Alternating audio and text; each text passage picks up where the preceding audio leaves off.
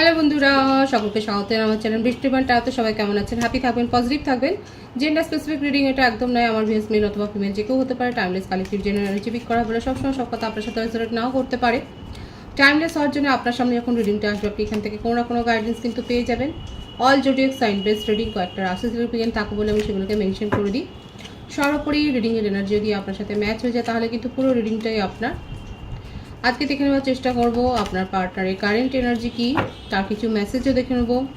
আপনার current energy ডিভাইনের guidance কিছু থাকলে সেটাও দেখে নেওয়ার চেষ্টা করব। রিলেশনশিপের হ্যাপি মোমেন্টস ভাবতে পারেন, পার্সনের নাম ভাবতে পারেন, তার ছবিও ভাবতে পারেন। ডিভাইন গাইড করবেন আমার ভিউয়ার্স যার কথা ভেবে রিডিংটা দেখছেন তার কারেন্ট এনার্জি কি।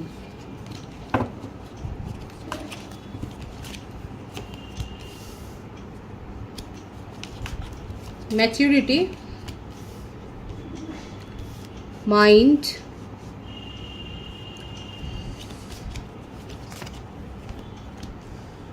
projection,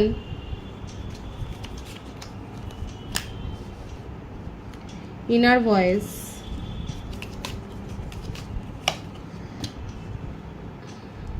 transformation,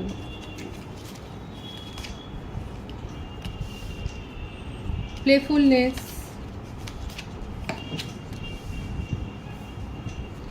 fighting, turning in,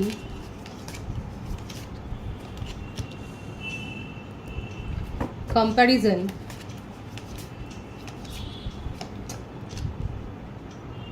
control, bottom of the deck, success,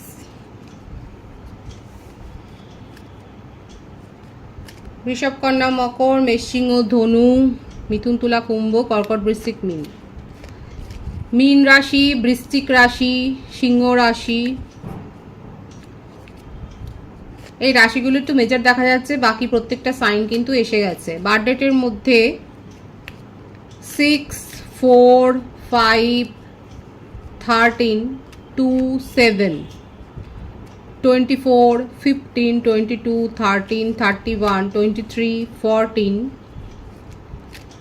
20, 11, 25, 16 vice versa হতে পারে, এটা আপনারও হতে পারে।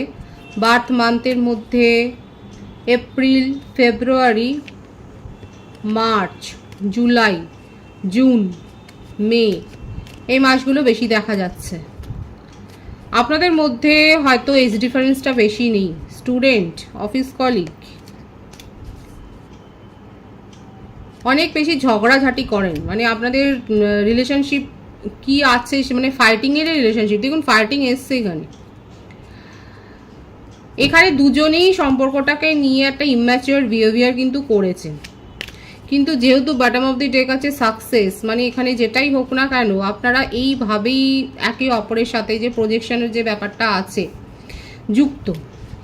দুজনেই চুটিয়ে অন্য রিলেশনশিপও এনজয় করেছেন, কিংবা আপনাদের জীবনে যে এক্স ছিল তার কারণে যে আপনাদের দুজনেরই মাইন্ডের অবস্থা এরকম, আপনার পার্টনারের মাইন্ডের অবস্থা তো এরকম। সব থেকে বড় কথা, আপনাকে কোনো দিন সেইভাবে স্টেবিলিটি দেননি, অন অফ সিচুয়েশান তৈরি করেছে। ওনার জীবনে কোনো বেস্ট ফ্রেন্ড কিংবা রিলেটিভসের মধ্যে কেউ, কিংবা ওনার বাড়িতে কোনো ফেমিনিন এনার্জি, ওনার মাও হতে পারেন, আন্ট হতে পারে, কেউ না কেউ আছে যার প্রভাব আপনার পার্টনারের উপর কিন্তু বেশি। আপাতত আপনাদের মধ্যে পুরোপুরি সেপারেশন, ট্রান্সফরমেশনের মধ্য দিয়ে যাচ্ছে, আপনার পার্টনারও যাচ্ছে, আপনিও যাচ্ছেন, এবং অ্যাকচুয়ালি উনি বোঝবার চেষ্টা করছে যে এই সম্পর্কটা নিয়ে এখন কি ভাবা যায়। প্লেফুলনেসের এনার্জিতে ছিলেন, আসা যাওয়া, অন অফ পজিশন তৈরি করা, যথেষ্ট আপনাদের মধ্যে ফাইটিং হয়েছে সেটাও দেখা যাচ্ছে। তবে ওনার নেচারটা হচ্ছে এইরকমই। ওনাকে নিয়ে যে আপনি যদি ভাবেন যে সবাই খুব একটা হ্যাপি আছে সেরকম না। ওনার ফ্যামিলিতেও ওনাকে নিয়ে সমস্যা, ঠিক এই কারণেই সমস্যা, কারণ নিজের মতে স্থির নেই। আপনার পার্টনার ভীষণ ফ্রিকল মাইন্ডের, আর সব থেকে বড় কথা উনি ভিকটিম সাজতে খুব পছন্দ করেন। কোথাও কোনো কম্পিটিশান একদম সেখান থেকে এড়িয়ে যাওয়া, পালিয়ে যাওয়া বলতে পারেন। আবার তার উপর আছে ইগো, মানে কেউ তাকে যদি পয়েন্ট আউট করে তার খামতিগুলোর দিকে, তখন সে তার থেকে মানে 7 হাত দূরে।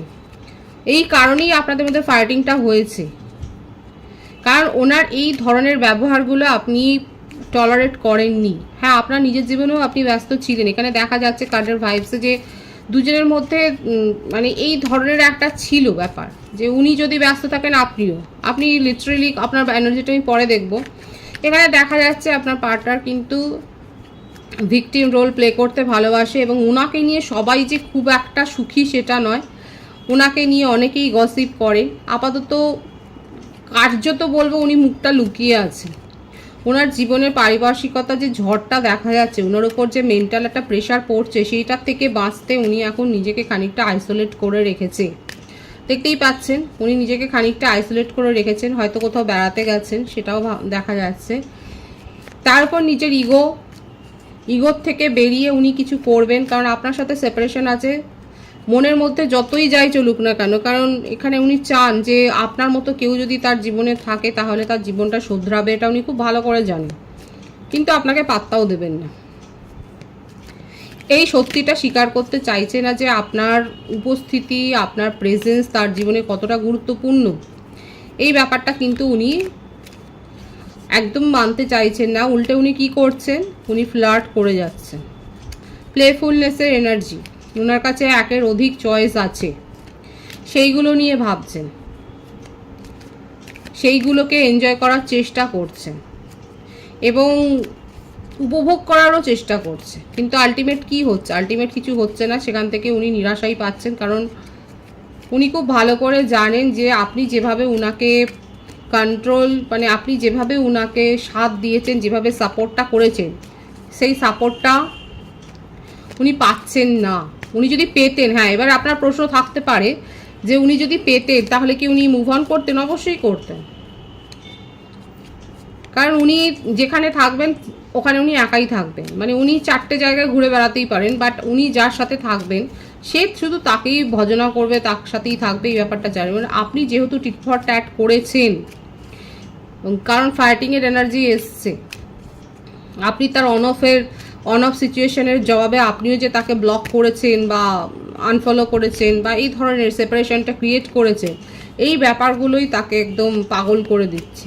আপনি যত সেপারেশন ক্রিয়েট করছেন তত উনি আপনার প্রতি অ্যাট্রাকশন অনুভব করছে, এবং আলটিমেট তার ফল যেটা হবার সেটাই হচ্ছে যে উনি কিন্তু এটাই ভাবছেন যে আপনার সাথে রিলেশনশিপটা যদি গ্রো হয় তাহলে ভালো হবে, কারণ উনি আপনার সাথে রিলেশনশিপটাকে এনজয় করতে চান, একটা সাকসেস চান, সেটাই কিন্তু দেখা যাচ্ছে। এবং দেখুন এই এসছে এবারে যে উনি অ্যাডজাস্টমেন্টেও রাজি, সেপারেশনে আছেন বলেই এখন হয়তো এইসব কথাগুলো মনে হচ্ছে, কারণ বারংবার আপনাদের মধ্যে অন অফ সিচুয়েশন তৈরি হয়েছে, হয়তো বারবার উনি এইভাবেই ফিরে এসছেন। এটাও হতে পারে এই সিনারিওটা। দেখুন কালেকটিভ এনার্জি, আপনি অন্য কোথাও রিলেশনশিপ গ্রো করবেন সেটা উনি চান না, এবং সেই কারণেই উনি আপনার কাছে ফিরে আসতে চাইছেন। এটাও কিন্তু একটা কারণ হতে পারে উনি আপনার কাছে ফিরে আসার, কারণ উনি চান না যে আপনি ওনাকে ছাড়া আর কাউকে ভাবুন বা আর কাউকে প্রায়োরিটি দিন, নিজের লাইফে ইম্পর্টেন্স দিন, এবং সেই জন্যেই উনি কিন্তু এই ব্যাপারটা কিন্তু এসছে। এবার বাকিটা আমার ভিউয়ার্সরা যাচাই করে দেখবেন, কারণ উনি এই কারণে আপনার সাথে একটা সাকসেস চান এবং এটার জন্যই উনি আটকে রাখতে চান। এখানে যেটা দেখা যাচ্ছে পজিটিভলি উনি আপনার সাথে কিন্তু যোগাযোগ করতে চায়। নিজেই সেপারেশন ক্রিয়েট করেছিলেন, কিন্তু নিজেই আনব্লক করবেন।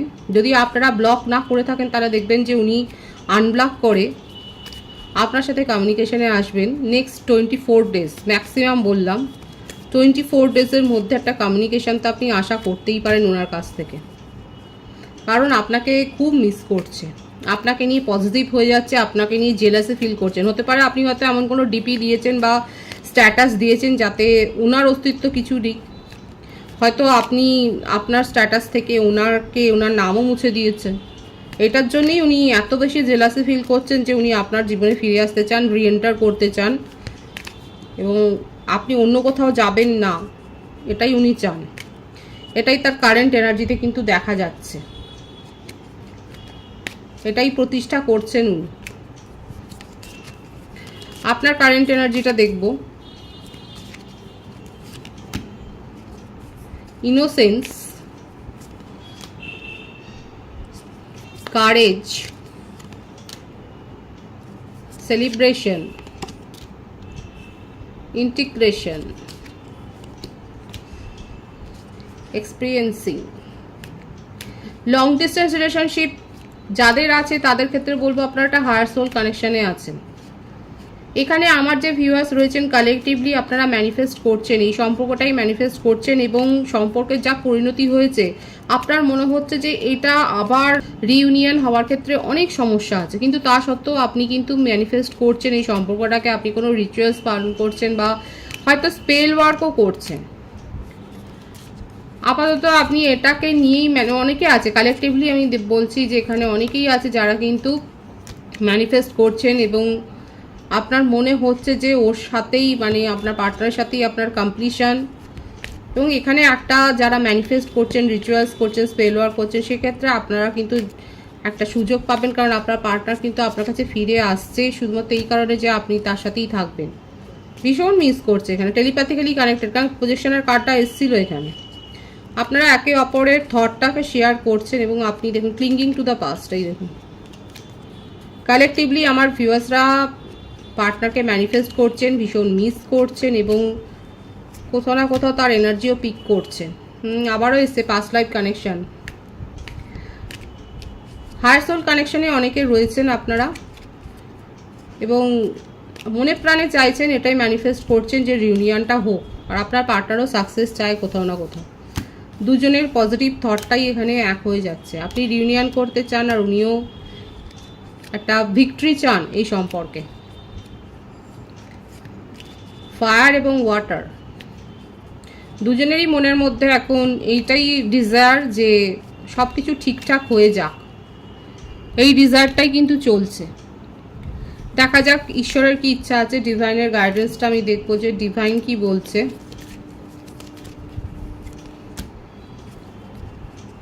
আইসোলেশন, দ্য রেবেল, নথিংনেস,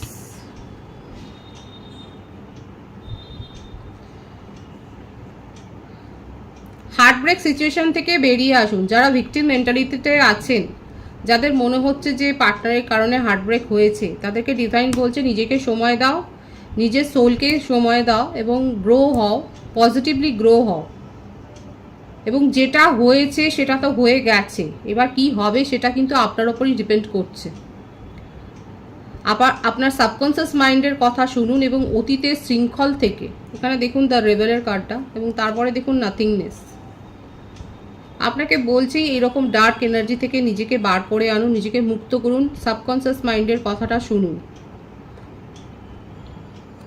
অবচেতন মনের কথাটা শুনুন এবং ভিকটিম মেন্টালিটিতে থাকবেন না। যেটা হয়ে গেছে সেটা পাস্ট, ফিউচারটা আপনি ক্রিয়েট করতে পারেন, সেটার উপরই ফোকাসড হন, পজিটিভলি গ্রো করুন, নিজের সোলকে নিজেকে হিল করুন।